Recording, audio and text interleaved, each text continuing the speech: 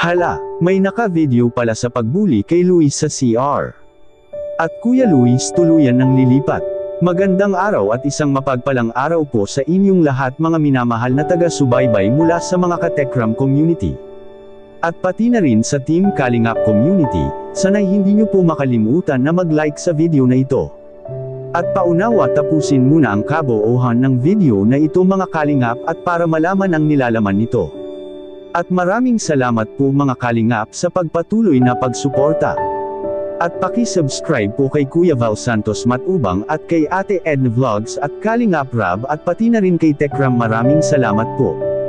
May naka-video pala sa pangyayari noong si Kuya Luis ay nabuli sa loob ng CR. At paglipat ni Kuya Luis matutuloy na. Pero bago yun mga minamahal na taga-subaybay ay pag-usapan muna natin ang tungkol sa naranasan ni Luis sa kanyang paaralan na isang nakakabahala. Nakaka-alarming po ito mga minamahal na taga-subaybay. Sabi nga sa isang concerned netizen patungkol po dito ay hindi dapat itong baliwalain ang nangyari kay Luis sa kanilang paaralan. At bagay na hinakbangan naman nila Tatay Tekram ito.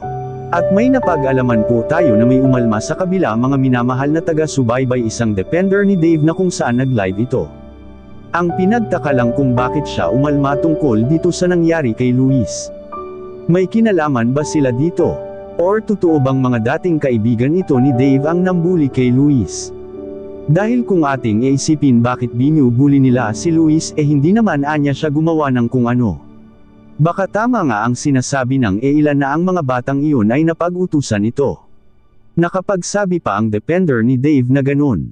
Di ba active na anya ang batas sa bullying? Will tama naman mga minamahal na taga-subaybay at ito na nga ang iniimbestigahan ngayon na matukoy na ang mga nambubuli kay Kuya Luis. At samantala, si Kuya Luis ay mas mainam na mag-transfer na lang ito dahil ang paaralan nila ngayon ay hindi talaga ito safety at si Luis na mismo ang nagsasabi dito.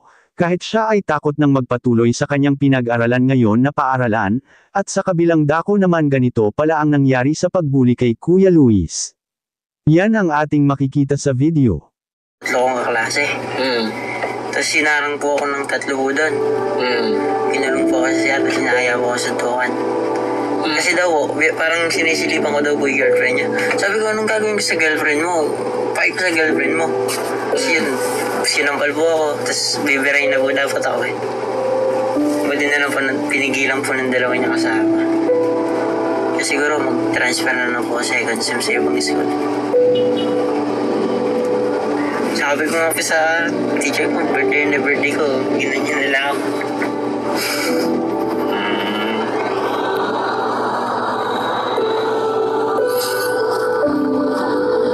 Ano ba yan? Ano bang nangyayari pala talaga yan?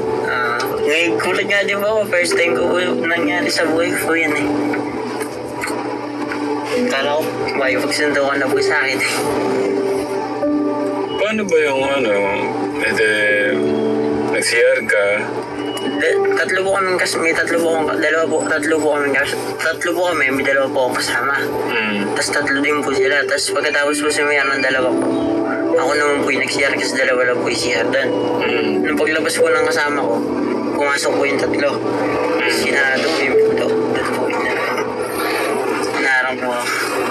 Sinaraduhan ka ng pinto? Doon po sila sa loob. Tapos nakangon ko sa tukan.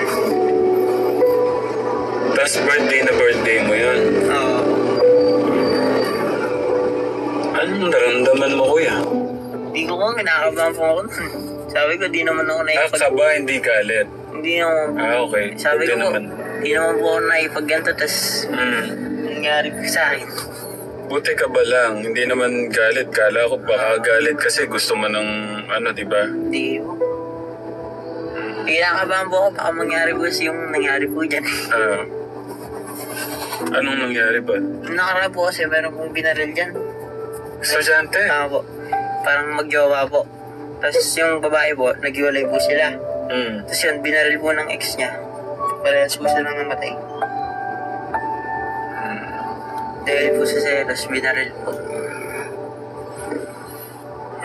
Yun lang po sa tapat po ng school namin, nung nakaraan lang po. Bani lang po. Saan mo sana planong Transfer. Hindi ko nga po alam, paano po kayo mami? Mm. Ayoko naman po kasi doon, ano po mangyari. Mm.